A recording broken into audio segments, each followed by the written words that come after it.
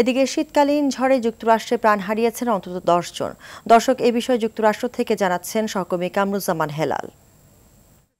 পূর্বাঞ্চল জুড়ে তীব্র শীতকালীন ঝড়ে অন্তত 10 জনের প্রাণ হারিয়েছে এবং ঝড়ের সঙ্গে প্রচণ্ড বৃষ্টিতে কয়েকটি এলাকায় আংশিক বন্যা দেখা দিয়েছে। কেন্টাকির বন্যার পানিতে অনেক রাস্তাঘাট ডুবে গেছে এবং বাড়িঘর ও বন্যার পানি প্রবেশ করেছে। সেখানে ঝড় ও বন্যায় অন্তত 9 জনের মৃত্যু হয়েছে বলে জানিয়েছেন গভর্নর অ্যান্ডি বেশিয়ার।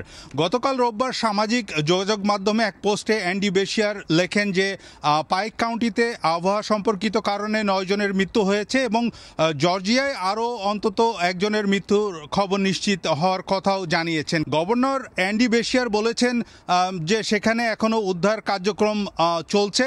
অনেক সড়ক বন্যার পানিতে ডুবে আছে, বিশেষ করে কেন্টাকি, টেনেসি ও ভার্জিনিয়ায়।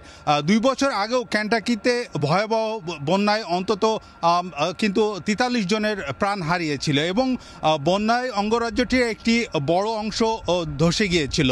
সেই সময় নিহত মানুষের সংখ্যা আরও বাড়তে পারে বলে জানিয়েছে গভর্নর অ্যান্ডি বেশিয়ার। তিনি কেন্টাকির বাসিন্দাদের সড়ক থেকে দূরে থাকতে পরামর্শ দিয়েছে এবং পরিশেষে বলতে চায় যে তীব্র শীতকালীন ঝড় ও প্রচণ্ড বৃষ্টির সাথে সাথে বিভিন্ন স্টেটে চলছে ভারী তুষারপাত। আমি যেখানে আছি মিশিগান স্টেট, আমার পিছনে দেখতে পাচ্ছেন পুরা তুষারপাতে কিন্তু ঢেকে গিয়েছে আমার পিছনে এবং বাইরের যে টেম্পারেচার সেটি কিন্তু -10 ডিগ্রি সেলসিয়াস তাপমাত্রা বিরাজ করছে।